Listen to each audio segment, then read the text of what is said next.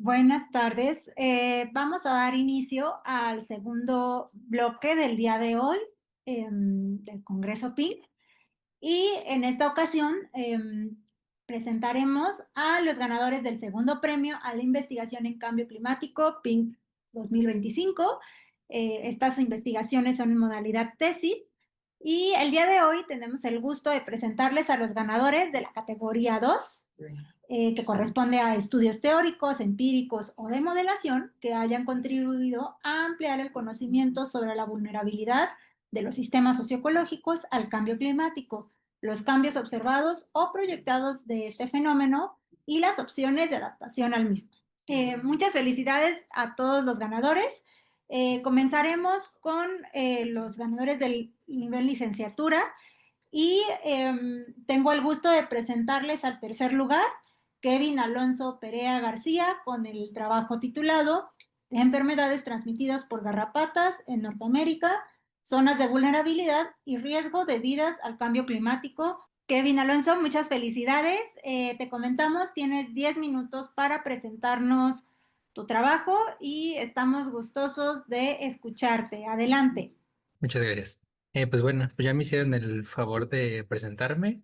Soy Kevin Perea. Les voy a presentar mi trabajo titulado Enfermedades transmitidas por garrapatas en Norteamérica, zonas de vulnerabilidad y riesgo debido al cambio climático. Esta tesis fue asesorada por el doctor Guillermo Murray y el doctor Julián Andrés Velasco Vinesco. Pues bueno, pues primero un pequeño contexto antes de presentar como lo que hice. Pues las enfermedades transmitidas por vectores son todos estos insectos, o artrópodos que transmiten enfermedades mediante picaduras, hacia las personas. Por lo generalmente son hematófagos. Las enfermedades transmitidas por vectores representan el 17% de todas las enfermedades que se registran en el mundo, que son alrededor de 1.000 millones de casos anuales. Y últimamente en varias investigaciones se ha visto que estas se ven beneficiadas debido al cambio climático, ya sea porque hay un aumento en su distribución o son un poco más activos en la cuestión del día a día.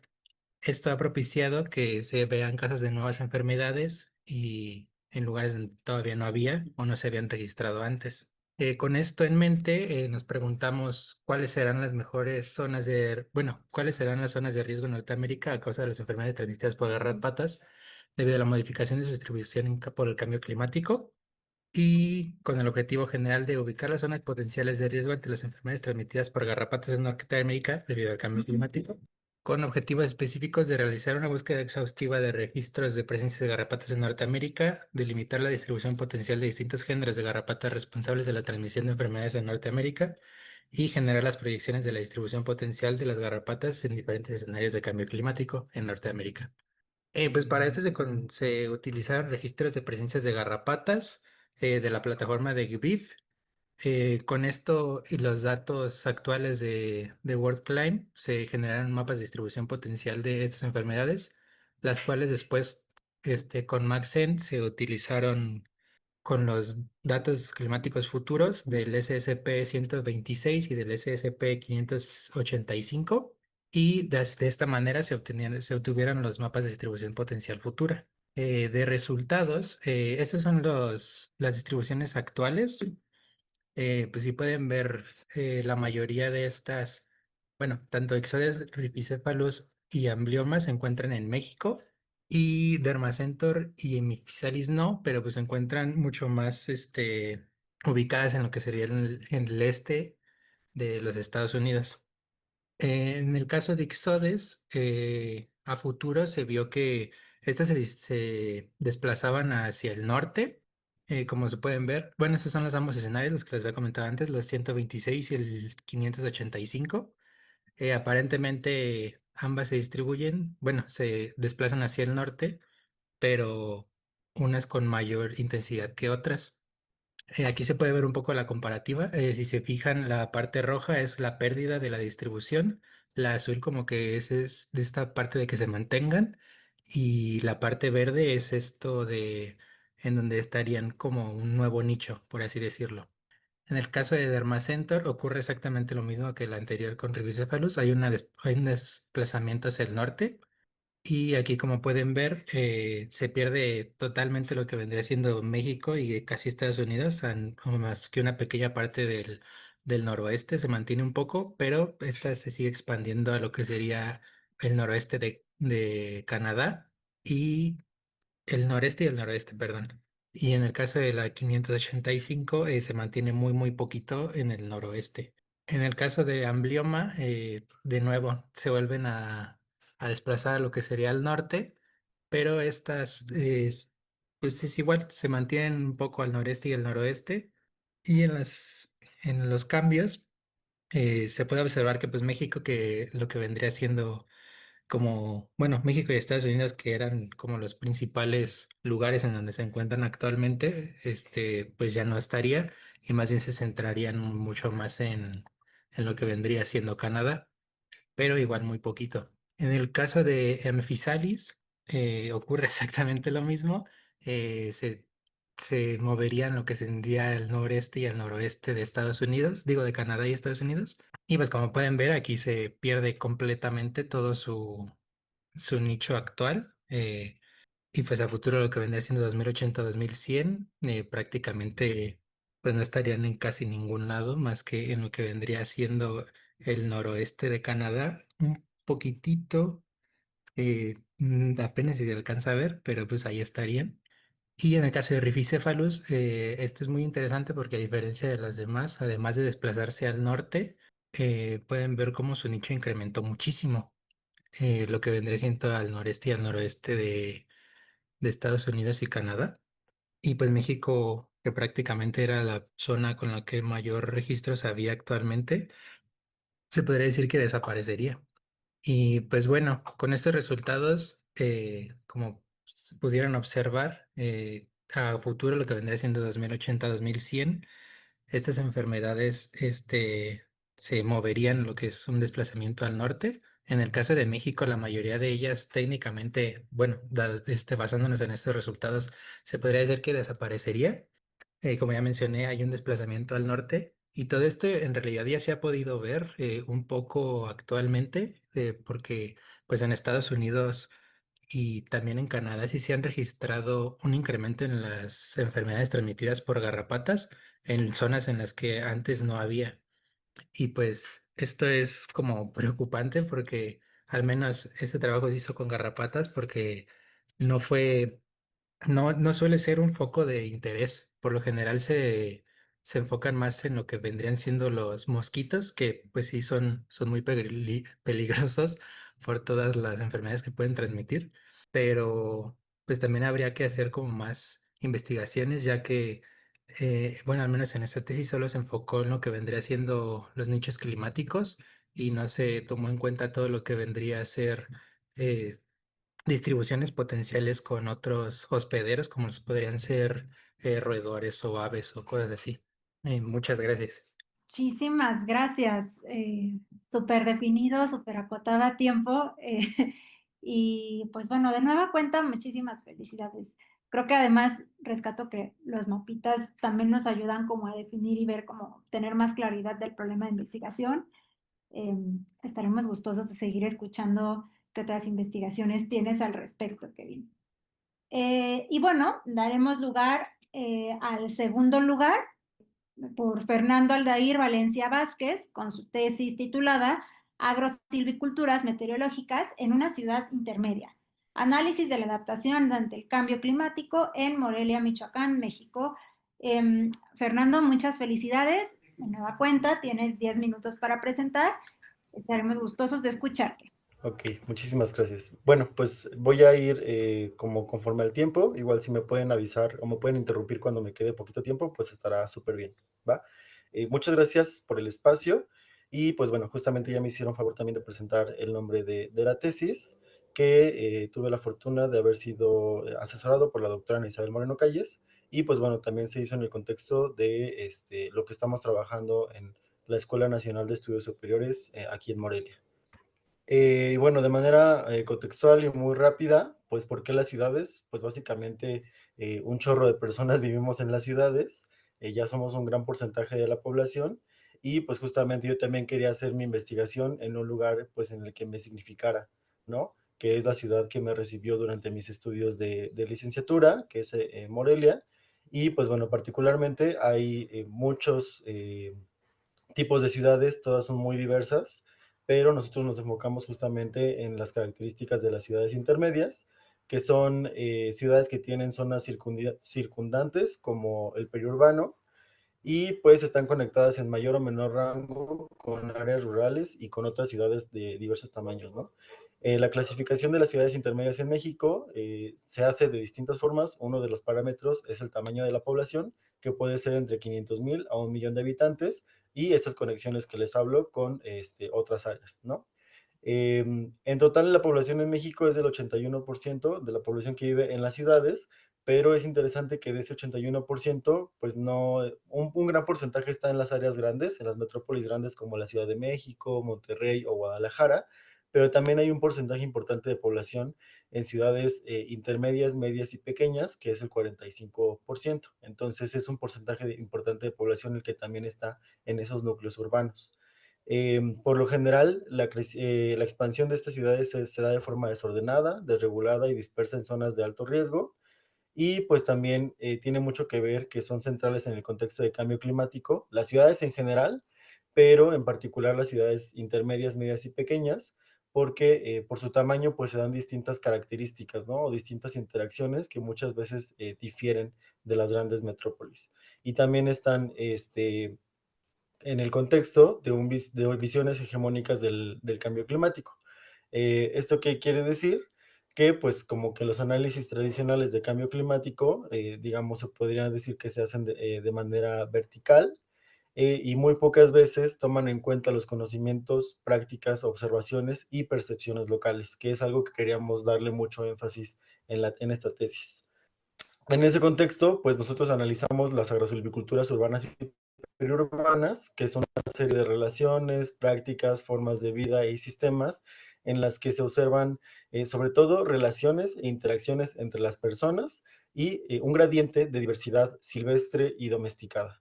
Es decir, la diversidad con la que los seres humanos han convivido por mucho tiempo, durante muchos años, pero también diversidad que está en las zonas silvestres, que por la misma dinámica de las ciudades intermedias, pues se da, digamos, en estos contextos.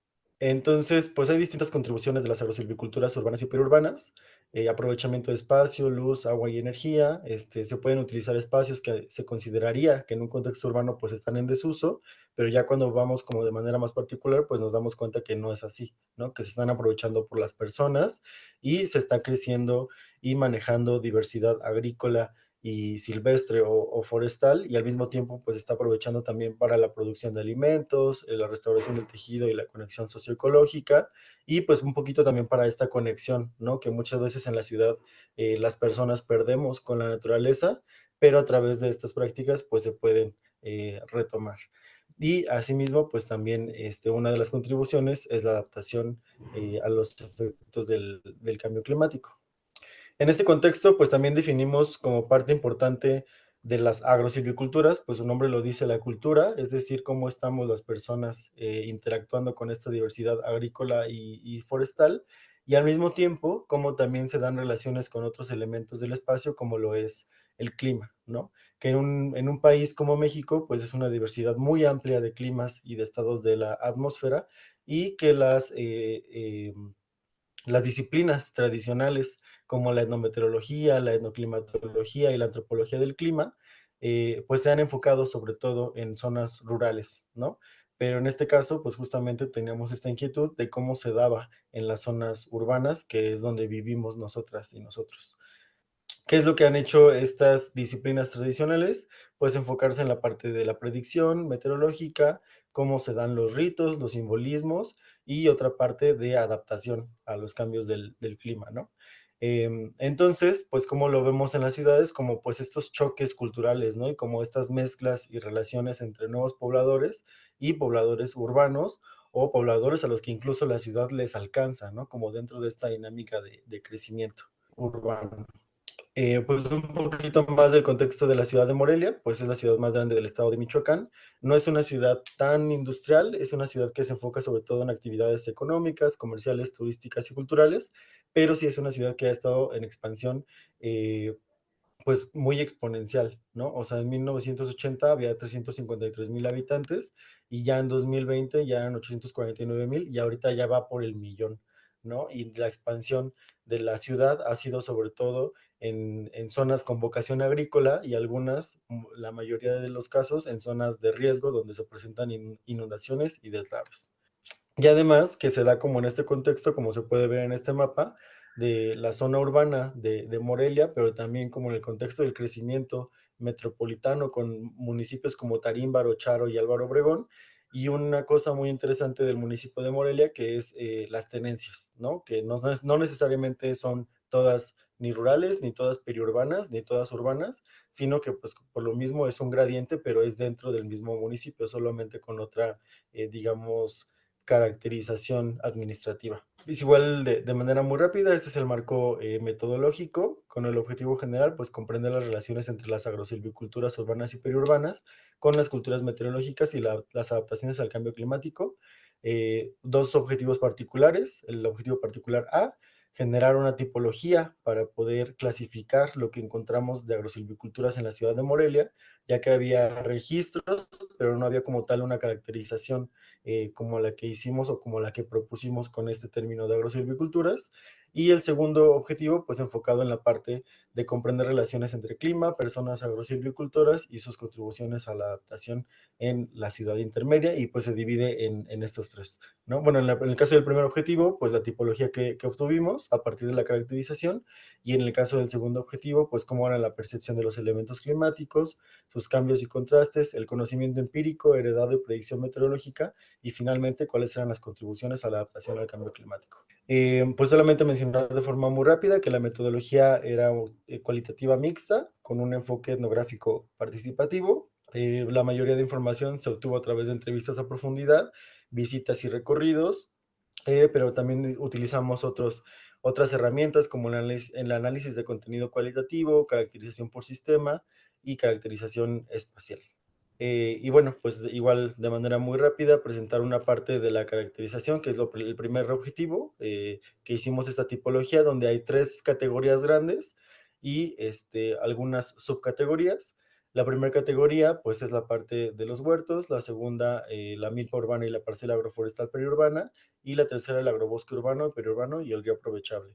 Y pues solamente comentar que esta parte de tipología pues se hizo con un equipo de investigación de otras compañeras y mi asesora, donde teníamos como este objetivo, digamos, en común de caracterizar la tipología de agrosilviculturas en Morelia, y después cada quien tuvo sus objetivos más particulares. En mi caso, pues los de cambio climático. Esto pues es una matriz que se hizo de los atributos que tenían los sistemas y cuáles eran las categorías, y pues cómo se iban definiendo cada uno a partir de esos atributos. Entonces, igual de manera muy rápida, pues empezar con esta parte de la categoría. La primera categoría grandota es la de los huertos, y una subcategoría es el balcón ornamental, ¿no? Por ejemplo, que en Morelia lo que vemos pues, es que en las calles los balcones están ordenados, ¿no? Por así decirlo, o tienen como cierto acomodo, principalmente ornamental, y están manejados principalmente por mujeres, pero ya cuando vamos como a visitar más de cerquita estos espacios, pues vemos que también hay como una diversidad muy amplia del manejo agrícola y silvestre, ¿no? Pero, por ejemplo, en este caso, la característica es que las mujeres eran las que principalmente se encargaban de cuidar estos espacios, ¿no? Y principalmente con el objetivo de que la casa pues se vea bonita. Otra subcategoría de los huertos es la azotea aprovechable, que en el contexto urbano, pues el espacio es un elemento que hace falta mucho, y a dónde se va la gente, pues a la azotea, ¿no? A buscar la luz. Entonces, pues se hacen distintas prácticas como el manejo de guacales, cubetas, macetas y bancales. También se tienen como compostas, incluso en algunas azoteas se maneja la hidroponía, y pues se hacen prácticas alternativas agroecológicas, ¿no? Como todo esto del manejo de los residuos, etcétera. Pues bueno, otra cosa que también vemos en Morelia, pues es el manejo de los camellones como rescate de espacios públicos y donde ya hay especies más grandes porque el espacio lo permite, ¿no? Y solamente una cosa muy rápida que quiero mencionar de las milpas, que es muy interesante que encontramos en las entrevistas, que la gente sobre todo las practica para que los espacios en la ciudad se mantengan ocupados, ¿no? Y la cuestión inmobiliaria no ocupe esos terrenos, sino como para mantenerlos simplemente con algo, ¿no? Y que es la ciudad pues no se los coma y al mismo tiempo pues preserven todo esto, ¿no? No me va a dar mucho tiempo de ahondar como en la parte de la cultura meteorológica, pero pues simplemente tiene mucho que ver con esta identidad que tienen las personas, ¿no? Con la ciudad y que aunque hay conocimientos heredados de los padres, abuelos de las zonas rurales, pues mucho de eso se va perdiendo y mucho más bien depende de las vivencias que tiene cada persona en la ciudad, ¿no? Pero sí hay una identidad urbana muy, muy arraigada y pues aún así se mantiene como esta cercanía importante con la naturaleza, ¿no? Y tiene como mucho este enfoque y pues eso permite, por ejemplo, generar condiciones de adaptación, en este caso, por ejemplo, la sequía, que hay cosecha de agua de lluvia, sistemas por goteo, acolchado, las ollas de sol, que son prácticas para, digamos, ir regando de poquito a poquito, y pues otras prácticas agroecológicas que en el contexto de cambio climático y en el contexto del manejo, por ejemplo, forestal, pues los árboles ayudan mucho, ¿no? A adaptarse, por ejemplo, ante las inundaciones, que pues muchas veces se ponen en lugares estratégicos para que el agua, pues digamos, sea aprovechada de esa forma, ¿no?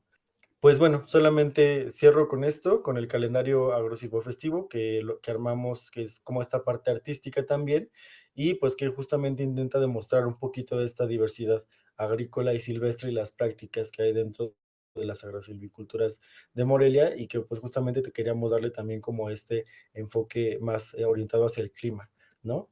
Pero bueno, muchísimas gracias por el tiempo y la atención y sería todo de mi parte. Gracias. Muchísimas gracias, Fernando.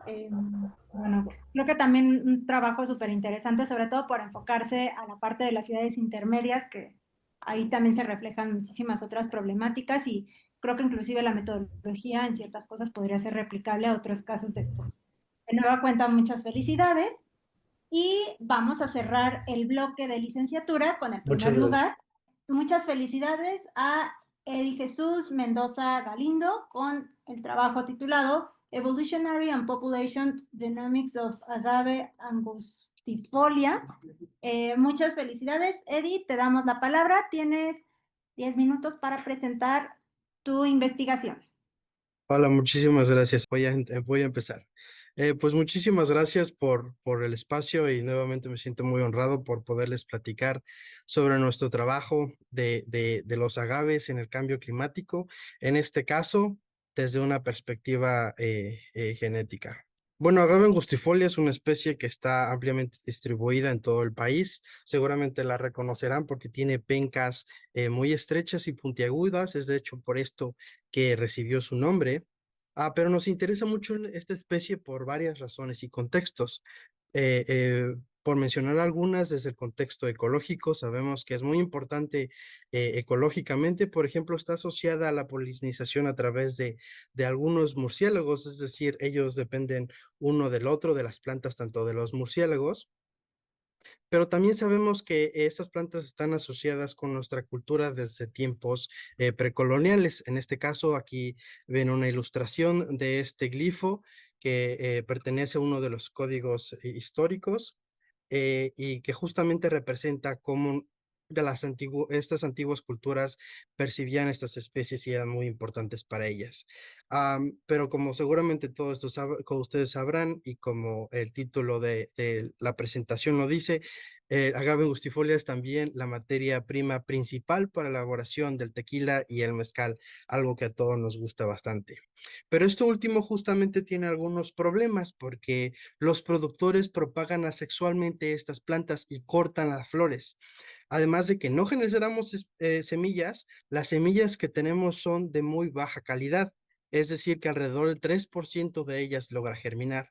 Entonces, si no tenemos semillas, tampoco podemos producir variabilidad genética, que es muy importante. Y de hecho, entre todos los grupos de agave angustifolia, agave tequilana, el agave tequilero es el que tiene menor diversidad genética.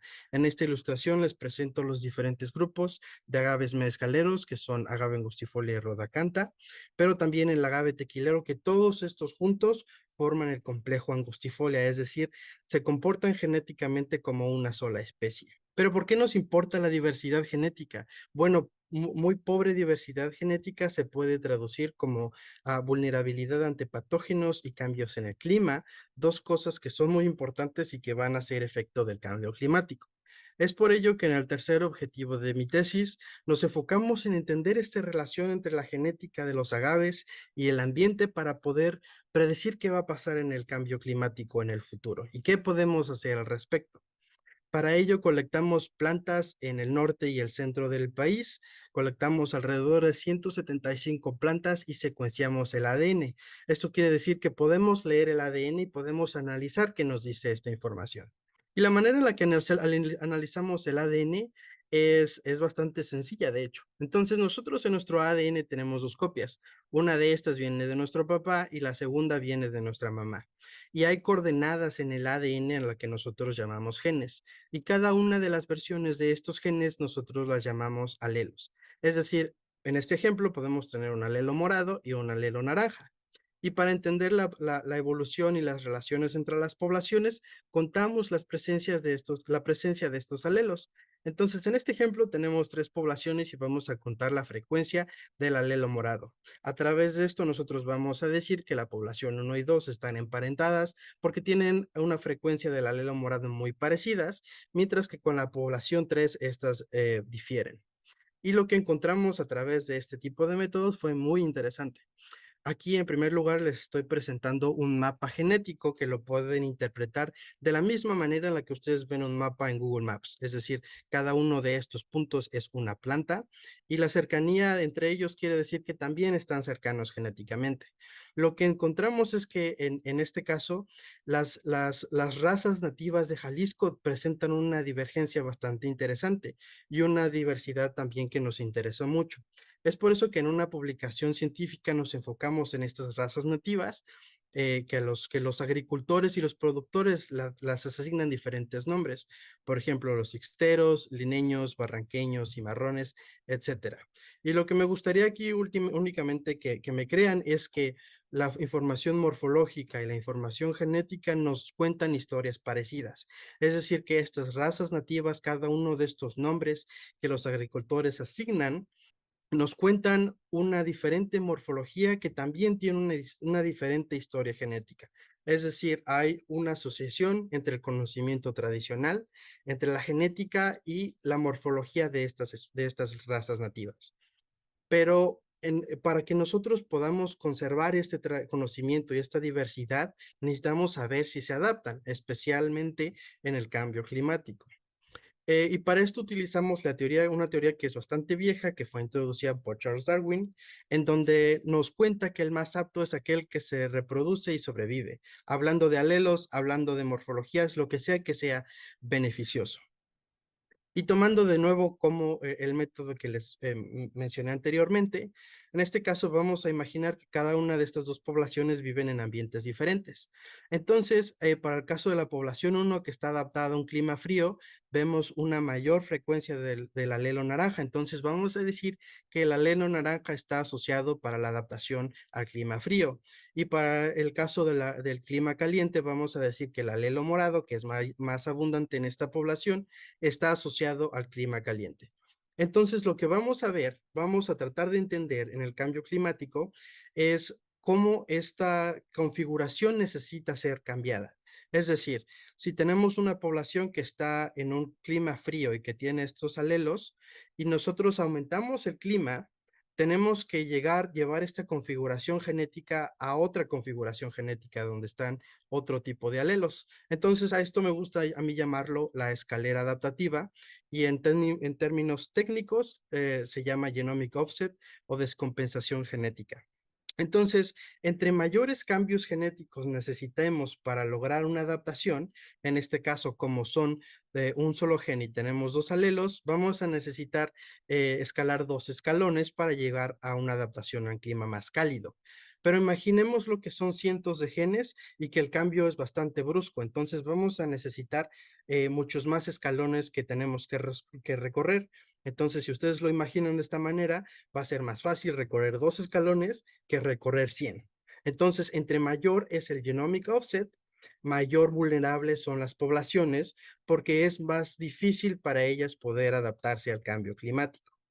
Y los resultados que encontramos los estamos aquí presentando en estas dos figuras. En la de la izquierda es un escenario intermedio y la de la derecha es un escenario más pesimista.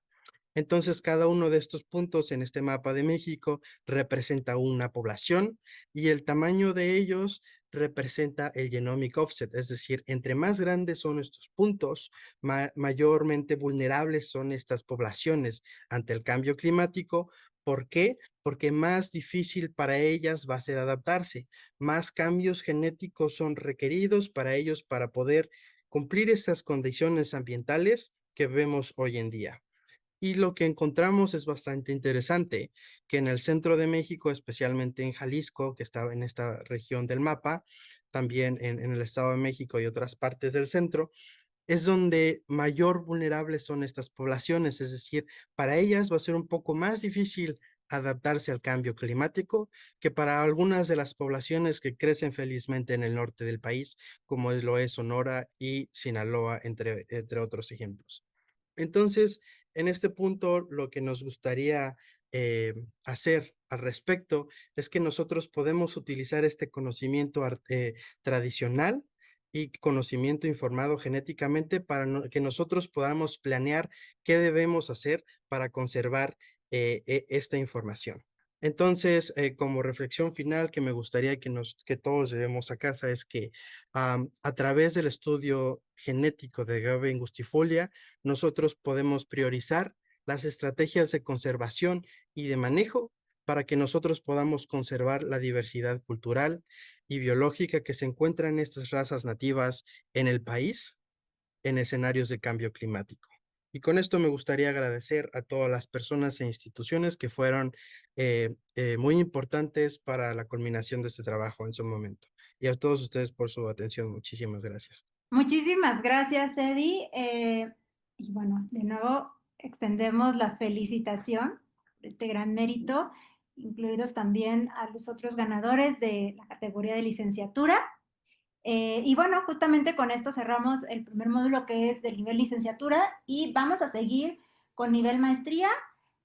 Muchas felicidades a Vanessa Izaguirre Toris, ganadora del primer lugar, con la tesis titulada Adaptación local de Pinus leiophylla bajo modelos de cambio climático y cambio de uso de suelo en la franja aguacatera de Michoacán, que es un área crítica para analizar. Entonces, estamos también muy gustosos de escucharte. Bienvenida, Vanessa, y tienes 10 minutos para presentar tu investigación.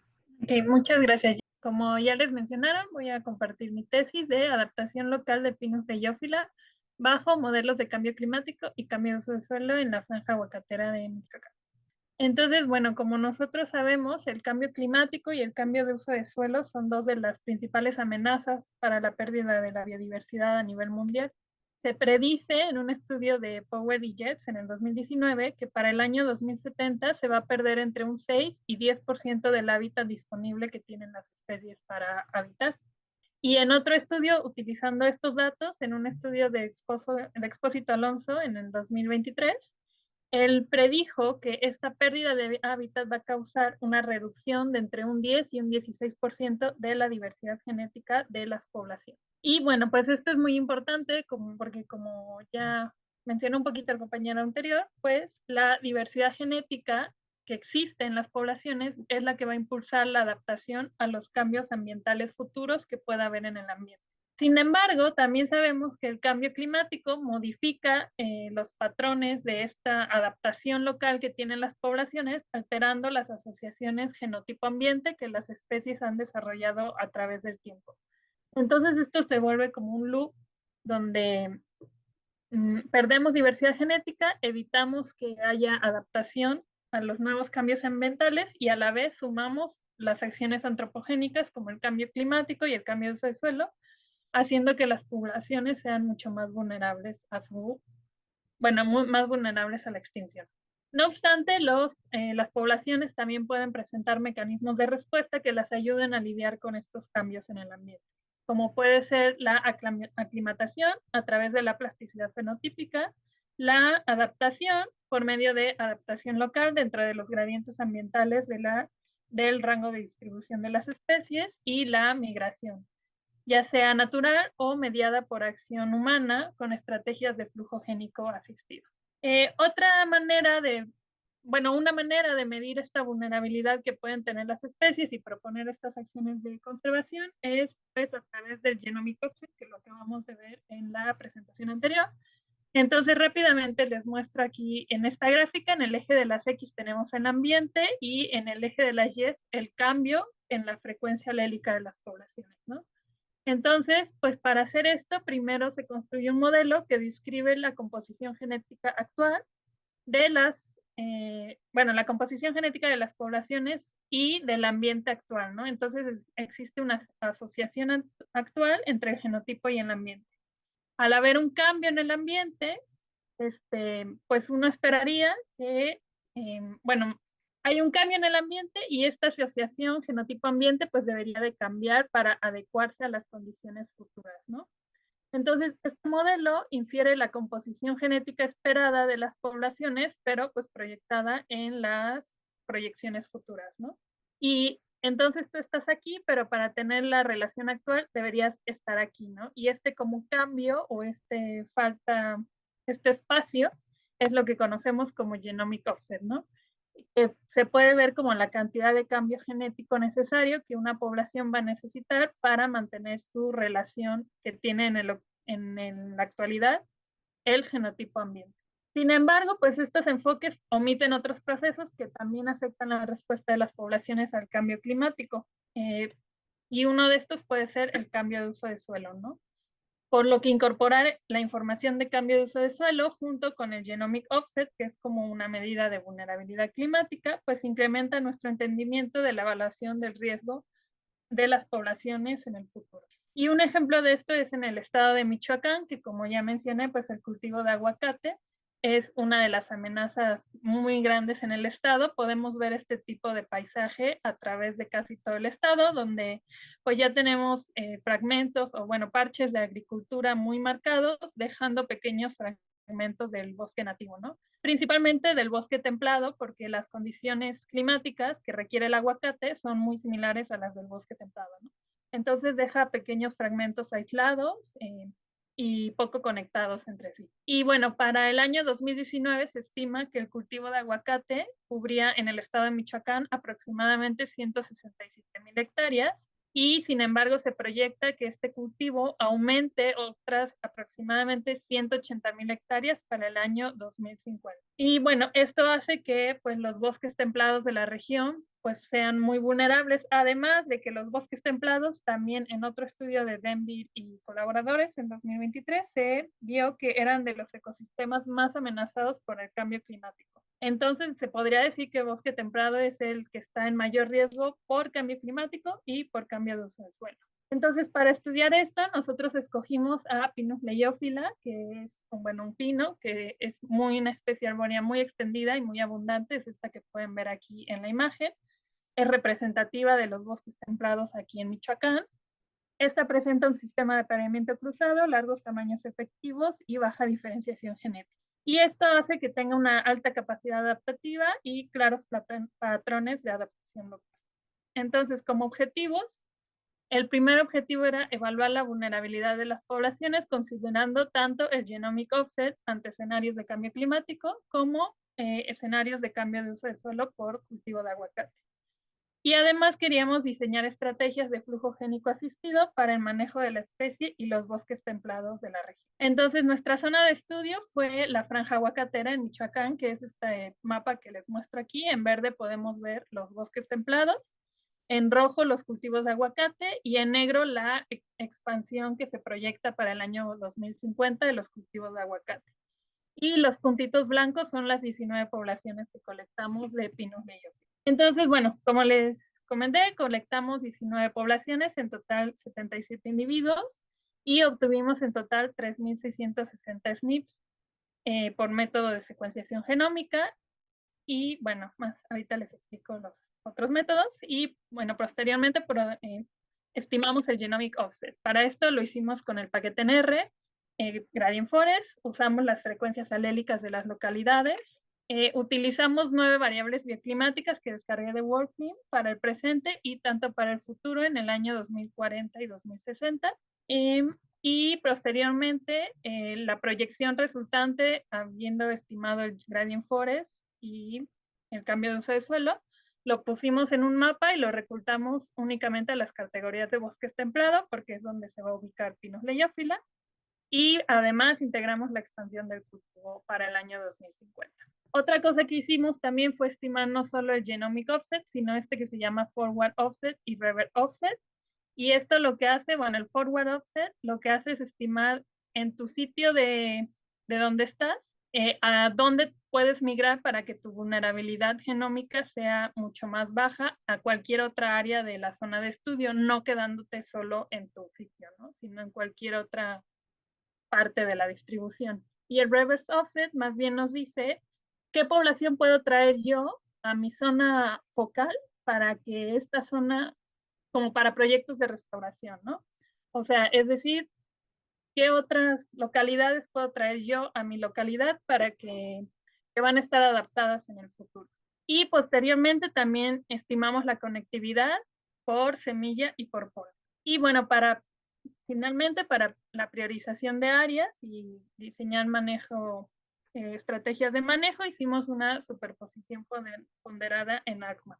Entonces, como resultados, no encontramos grupos genéticos, lo que valida nuestra hipótesis de que presenta patrones de adaptación local, y obtuvimos 130 SNPs que estaban asociados con una variable al ambiente, ¿no? Es decir, que podrían ser candidatos a adaptación local por el ambiente. Y estos 130 SNPs fueron los que utilizamos en el futuro para estimar los valores de genomic offset, dado que están más asociados con el ambiente que el resto de los SNPs. Y bueno, aquí les muestro nuestro mapa de genomic offset. Como les dije, lo cortamos únicamente a las zonas de bosque, pero es el mapa que les presenté al inicio, lo que caía en verde. Y podemos ver que las zonas del este son las que, bueno, del medio, mitad este, son las que representan mayor vulnerabilidad. Colores rojos presentan valores más altos y colores azules valores más bajos. Esto en cuanto al genomic offset. Y sin embargo, en la zona más extrema del este presentan uno de los valores más bajos, ¿no? Y podemos ver que en el oeste de la distribución es donde el cambio de uso de suelo va a ser más intenso, ¿no? Que es toda lo que pueden ver en color gris. Entonces aquí a simple vista podemos ver que a los que no les va a ir mal por clima, que podrían ser algunos parches que vemos en azul, pues les va a ir mal por cambio de uso de suelo, o viceversa, si no les va tan mal por cambio de uso de suelo, sí les va mal por vulnerabilidad climática. En cuanto al forward offset, es decir, a qué otro sitio puedo migrar de mi zona de distribución para poder sobrevivir y no quedarme únicamente donde estoy, vemos que en general los valores son más bajos, vemos tonos azules a través de todo el mapa. Sin embargo, nuevamente esta zona como medio al este es la que presenta uno de los valores más altos junto con estos pequeños parches. Y en cuanto al reverse offset, que es como en términos de restauración, qué localidades puedo llevar a la zona para que esa zona sobreviva, vemos que los valores son aún más bajos, lo que nos hace pensar que si bien hay poblaciones a las que les va a ir mal, por medio de estrategias de flujo génico se pueden recuperar esas zonas, llevando individuos que sí estén adaptados a las condiciones del futuro, y pues esos parches de bosque o esos remanentes de bosque no se van a perder si se aplican estas estrategias. Asimismo, como les comenté, no sé por qué es así, pero bueno, estimamos la conectividad tanto para semilla como para polen, y vemos que para ambos casos, aquí es al revés, valores más rojos, son valores altos de conectividad y valores azulados son valores bajos de conectividad. Aquí lo que buscamos es que haya una buena conectividad para que las poblaciones no queden aisladas entre sí y pues no haya efectos de endogamia. Y entonces vemos que en la zona del este es donde están los valores mucho más altos. Y por último, pues este es el mapa que resume los mapas que les comenté anteriormente, integrando los valores de genomic offset y conectividad y cambio de uso de suelo. Entonces aquí lo que hicimos fue asignarlo por prioridades y vimos que las zonas con mayor prioridad, que vemos en color verde oscuro, están en la zona al extremo este, ¿no? Es decir, estas poblaciones van a tener una baja vulnerabilidad climática, no van a estar afectadas por cambio de uso de suelo o no en tan extremo y además van a tener valores más altos de conectividad.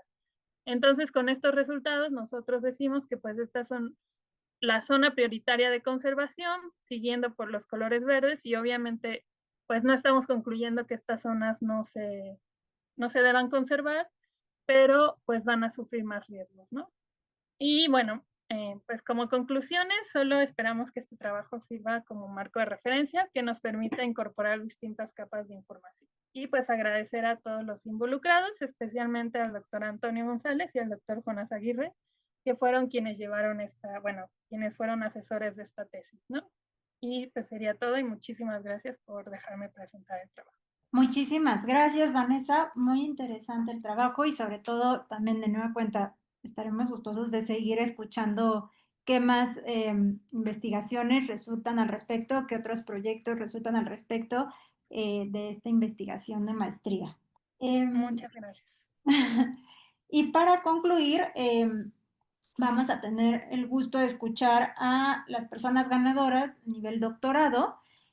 Comenzaremos con la presentación de Sara Micaela Mero Merino, ganadora del segundo lugar. Muchas felicidades, Sara, con su trabajo titulado Modelos de nicho ecológico, de la teoría hasta su aplicación para estimar la funcionalidad física en arrecifes del Caribe. Bienvenida, Sara. Cuentas con 10 minutos para presentar. Muchas gracias. Bueno, les voy a presentar mi trabajo de tesis doctoral. Ese es el título oficial por el que fue registrado, pero quise incluir uno que fuera un poquito más descriptivo del trabajo, que es de los nichos a la funcionalidad física y exposición al calentamiento oceánico de los arrecifes coralinos del Caribe bajo escenarios de cambio climático. Ahora, ¿por qué es importante estudiar a los arrecifes? A pesar de que son ecosistemas que ocupan únicamente el 1% del fondo oceánico, ellos albergan de 1/4 a 1/3 de las especies marinas conocidas y ofrecen una gran variedad de servicios ecosistémicos que benefician a millones de personas alrededor del mundo, principalmente a las comunidades costeras. Y estos servicios están asociados estrechamente a la estructura física del arrecife. ¿Por qué es importante estudiar a los arrecifes desde una perspectiva funcional? En los arrecifes son los corales escleractíneos, o también conocidos como corales duros, los que actúan como especies fundadoras. Son los principales constructores de la matriz arrecifal, ya que añaden grandes cantidades de carbonato de calcio. Sin embargo, los corales presentan una gran variedad de estrategias de vida que se ve reflejada en distintas formas de crecimiento y tasas de calcificación que los hacen contribuir de manera diferente a la formación del arrecife.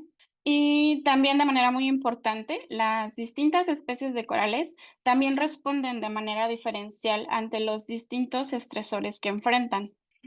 Como una forma de ejemplificar esto y para que quede un poco más claro a qué me voy a referir con funcionalidad física, que está estrechamente ligada con la complejidad estructural, en un arrecife que esté dominado por especies de crecimiento rápido, con morfologías complejas y altas tasas de calcificación, tendrá una funcionalidad física muy alta. En contraste, un arrecife que podría incluso tener la misma cobertura de coral, pero que está dominado por especies con morfologías menos complejas y tasas de calcificación bajas, tendrá una funcionalidad física más reducida que puede impactar de manera negativa a la diversidad asociada y a los servicios ecosistémicos. Desafortunadamente, se ha registrado un declive global de los arrecifes, que está asociado a diversos estresores de origen tanto local como global, que han traído como consecuencia principalmente pérdidas en la cobertura coralina, que en el Caribe se estima pueden ser de hasta un 80%,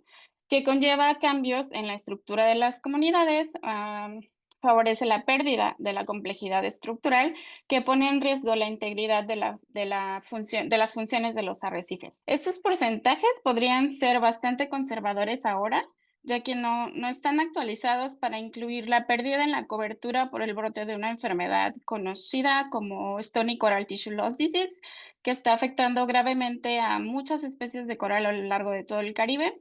Y también no incluye las pérdidas de cobertura por el evento de blanqueamiento masivo del 2023. Entonces, es dentro de este marco conceptual, acabo de describir brevemente, donde busqué dar respuesta a las siguientes preguntas. Primero, ¿cuál podría ser el potencial de funcionalidad física de los arrecifes del Caribe en ausencia de perturbaciones humanas?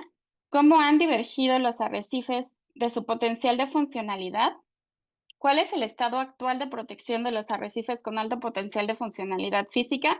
Y por último, si existen áreas arrecifales con alto potencial de funcionalidad y baja exposición al incremento en la temperatura que pudieran ser considerados como refugios climáticos. De manera muy breve, la metodología empleada para responder a estas preguntas. Lo primero fue estimar el potencial de funcionalidad física de los arrecifes. Para crear esta métrica de funcionalidad, para ir de los nichos a las funciones, lo primero fue calibrar modelos de nicho ecológico para 49 especies de coral, utilizando el algoritmo de Maxent con registros de presencia y variables ambientales, donde lo que se obtiene es un raster de idoneidad ambiental que indica qué tan favorable es el ambiente para determinada especie en determinado lugar.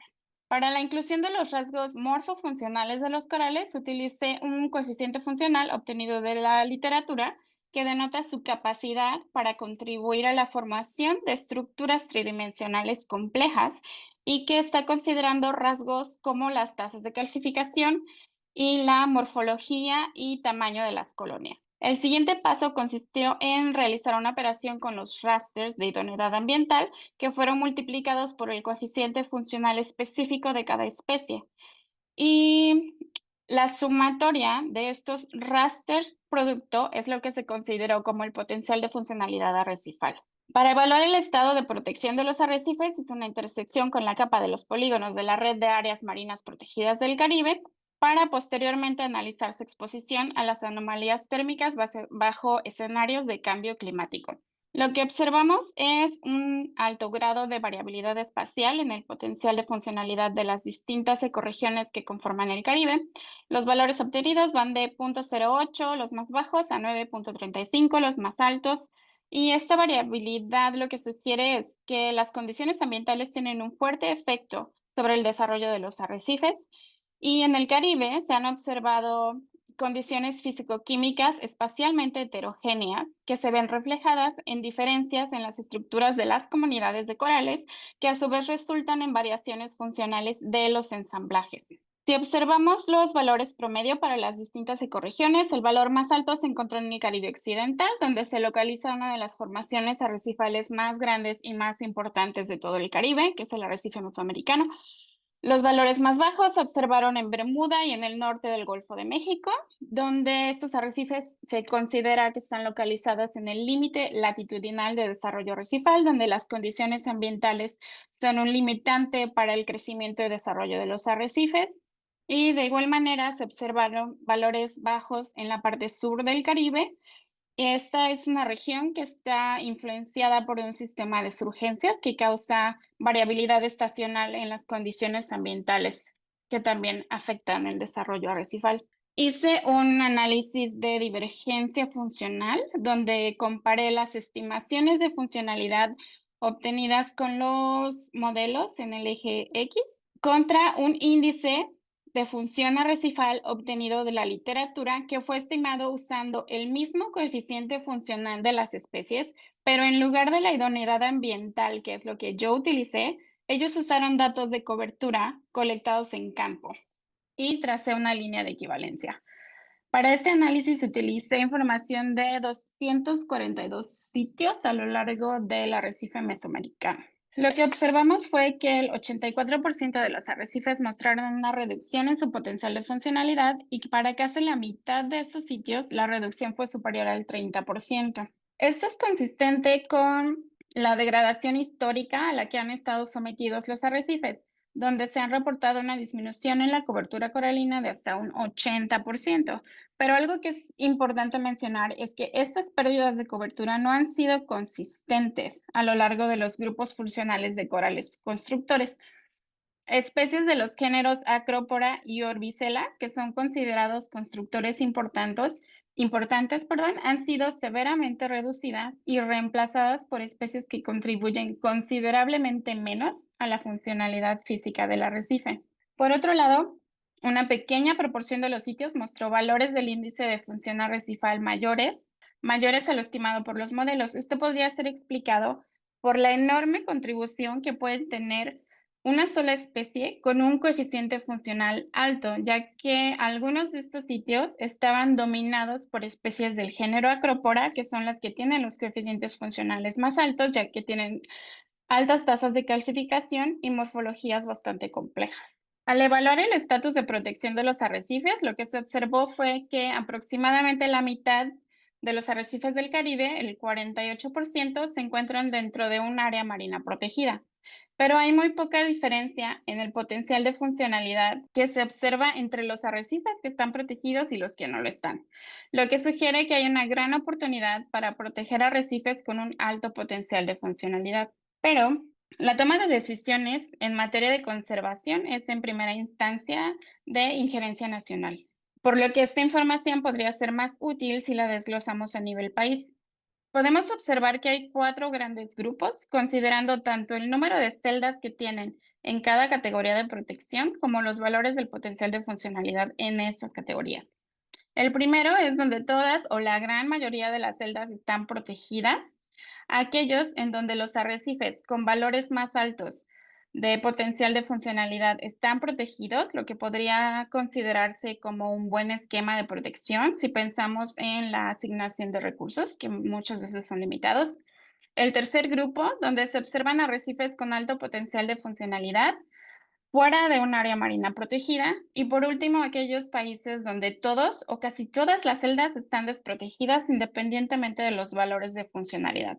Este resultado por sí solo podría tener grandes implicaciones en la conservación de los arrecifes enfocada a la protección de sus funciones. Para analizar la exposición al incremento en la temperatura, utilicé los escenarios de cambio climático SSP 3, 7.0 y 8.5 al año 2050. La información de la temperatura está representada a manera de anomalías térmicas, lo que implica la diferencia entre una media histórica y la temperatura esperada en las proyecciones a futuro. Para la visualización de esta información construí una leyenda bivariada que muestra simultáneamente valores bajos, intermedios y altos para las dos variables, el potencial de funcionalidad y los valores de las anomalías. De manera que los arrecifes con los valores de funcionalidad más altos, con la menor exposición a las anomalías térmicas, se encuentran en el extremo inferior derecho de la leyenda. Y así podemos ir ubicando a todos los arrecifes en las diferentes combinaciones que la componen para determinar su nivel de exposición. Ok, me voy un poquito más rápido. Lo que podemos observar es que para el escenario menos drástico, la mayoría de los arrecifes se encuentran en las categorías de anomalías más bajas. En el 8.5, el grueso de las celdas se desplaza a la categoría intermedia y una mínima proporción se queda en las categorías de anomalías muy bajas. Esta información también se puede desglosar a nivel país. Lo que estoy mostrando aquí son los primeros 10 países con el número más alto de celdas identificadas como prioritarias. Están ordenados de mayor a menor, considerando el número de celdas consideradas prioritarias que están fuera de áreas marinas protegidas, por lo que se puede considerar como los países que tienen la mayor oportunidad de incrementar la protección o reforzarla en arrecifes que podrían ser funcionalmente importantes bajo escenarios de cambio climático. Para terminar, como conclusión o como mensajes clave, integrar rasgos funcionales y modelos de nicho permite estimar el potencial de funcionalidad física de los arrecifes, aunque este método bien puede ser transferido a otros ecosistemas que dependan fuertemente de especies fundadoras. Los arrecifes con mayor potencial funcional no siempre están protegidos y pueden coincidir con zonas de alta exposición térmica, lo que resalta la urgencia de incorporar dimensiones funcionales en la planificación espacial y las estrategias de conservación.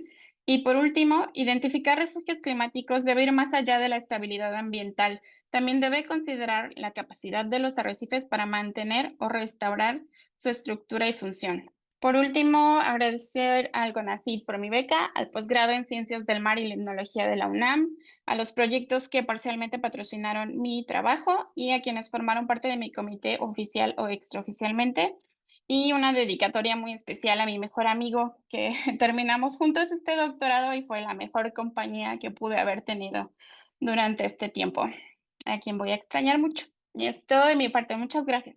Muchísimas gracias, Sara. Muy interesante, sobre todo por el tema de la reflexión de los arrecifes y sus impactos como efecto de cambio climático. Creo que sobre todo en el Caribe mexicano es un área también clave que analizamos desde distintas perspectivas en los efectos de cambio climático. De nueva cuenta, extendemos una calurosa felicitación. Y tenemos el gusto de concluir este bloque con el primer lugar de Joana Luis Jacqueline Jupan. Muchas felicidades con su tesis titulada Acumulación y preservación de carbono orgánico en sedimentos de manglar en sitios Ramsar de México dentro de los últimos 100 años. Felicidades, Joana. Estaba a punto de decir que además el tema de sitios Ramsar en México es clave porque México es uno de los países con mayor número de sitios Ramsar. Entonces, bueno, creo que también tenemos mucha emoción de escuchar esta presentación. Te cedemos la palabra, tienes 10 minutos. Muchísimas gracias. Gracias por este espacio, por esta invitación y este reconocimiento. Bueno, pues muchísimas gracias otra vez. Hoy les voy a presentar mi tesis doctoral que se hizo en cotutela entre la UNAM y Sorbonne Université en Francia, que es sobre pues esa dinámica del carbono orgánico en los sedimentos de manglar, y lo vamos a hablar a una escala de 100 años, los 100 últimos años. Y eso fue bajo el apoyo de mis dos tutores, Abdel Sifedin y Ana Carolina Ruiz Fernández. Entonces, pues como hemos hablado mucho en ese congreso del cambio climático, nos estamos enfrentando a diferentes consecuencias negativas, y ese cambio climático se deriva del exceso de gases de efecto invernadero, ¿no? Especialmente el CO2 en la atmósfera. Y podríamos preguntarnos entonces, ¿cómo reducir o idealmente revertir las tendencias actuales de calentamiento global o otros efectos negativos del cambio climático? Y pues creo que es fundamental entender cómo funcionan los sumideros de carbono y en particular los naturales, como por ejemplo el océano, los bosques continentales o los humedales continentales o costeros, porque son estrategias de conservación que nos pueden apoyar a reducir esas emisiones de CO2. Obviamente lo ideal sería reducir nuestras emisiones, pero también existen otras opciones como estos sumideros naturales, y yo me enfoqué en uno en particular, que es el manglar. México tiene el cuarto lugar con mayor superficie de manglar, entonces México se destaca con un rol muy importante en la conservación y la restauración de los manglares. El manglar básicamente es un ecosistema costero que se ubica en las costas tropicales a subtropicales del mundo, y pues se ubica en una zona de transición entre el continente y el océano. Entonces es muy particular. El manglar está compuesto de especies de mangles, que son los árboles, y una fauna y flora adaptada a condiciones de salinidad e inundación cambiantes. Y pues este manglar tiene una particularidad en comparación de los otros ecosistemas que pueden almacenar carbono. Primero, el manglar tiene una alta productividad, entonces es capaz de capturar ese CO2 de la atmósfera mediante la fotosíntesis para producir su biomasa, es decir, sus hojas, tronco, raíces. Y eventualmente esta biomasa se puede luego depositar en la columna de agua y luego en los sedimentos. Y esa parte de sedimentos es la mayor parte del inventario de carbono del manglar. Entonces, es la zona donde yo me enfoqué. Otra particularidad del manglar es que tiene, por su ubicación, recibe diferentes aportes de carbono del continente mediante el río y del océano mediante las mareas, y entonces es capaz de acumular más carbono que otros ecosistemas.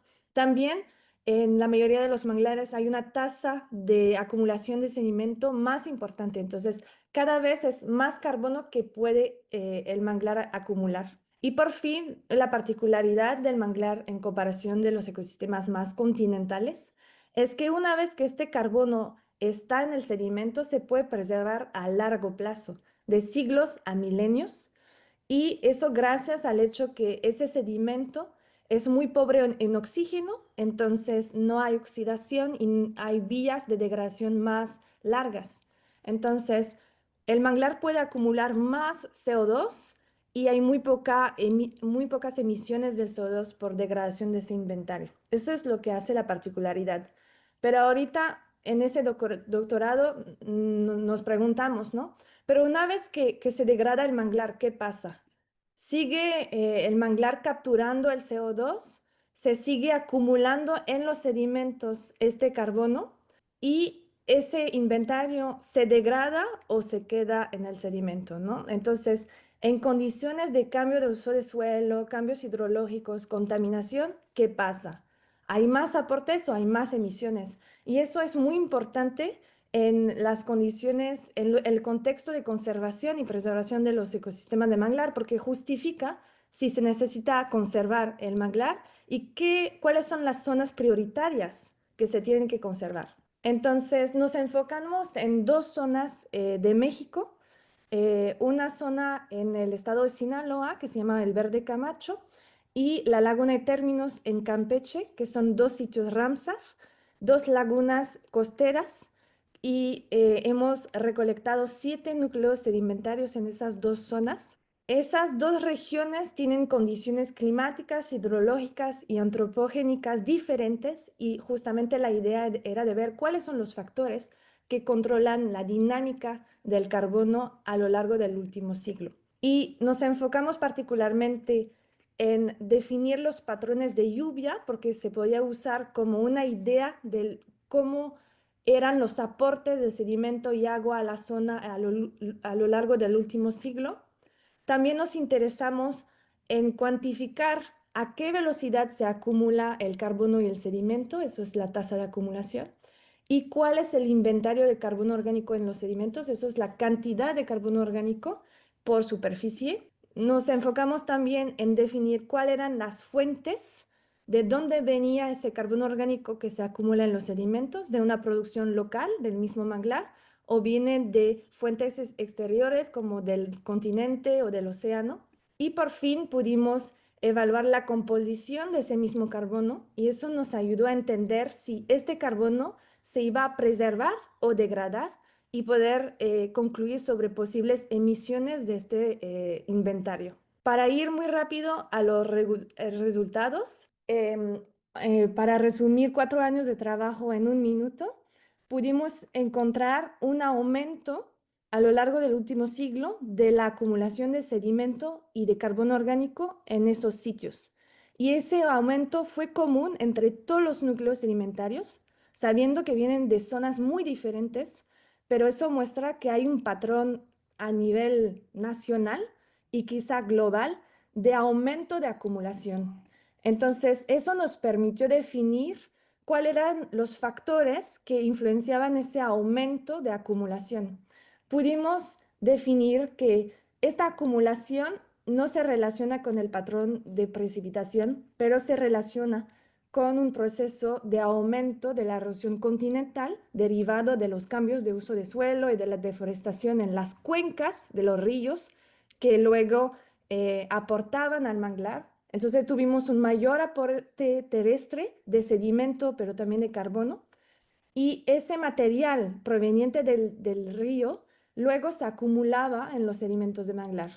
Pudimos también determinar que el manglar seguía productivo en las zonas Entonces había todavía un carbono que se derivaba de esa producción local y esos aportes adicionales permitían al manglar de estar en equilibrio con el aumento del nivel del mar.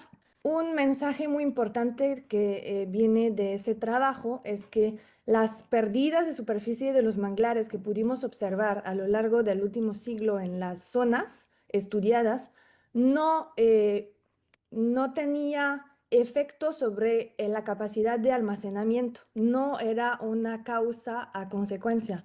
Al final, la dinámica de carbono orgánico en los manglares es compleja y esa complejidad no permite siempre definir patrones globales, es lo que pudimos demostrar, y que es muy importante tener datos locales para entender esa dinámica. Finalmente, si desean saber más de ese trabajo, pudimos publicar 4 artículos científicos derivados de la tesis que les invito a leer. Y por fin, les agradezco mucho su atención a todas las instituciones y los colaboradores de este proyecto. Y si tienen dudas, me pueden contactar. Muchas gracias. Muchísimas gracias, Joana. Nos has dado un panorama muy interesante y sobre todo de una forma como muy concisa y muy sencilla de entender tu investigación doctoral. Muchas gracias. Y muchísimas gracias y muchísimas felicidades también, perdón, por el primer lugar en esta categoría. Gracias. Bien, pues con esto cerramos este módulo. Nos vemos en punto de las 5 de la tarde para comenzar el módulo a cargo de la Universidad Autónoma de Tamaulipas. Manténganse conectados y nos vemos en un ratito más. Muchísimas gracias.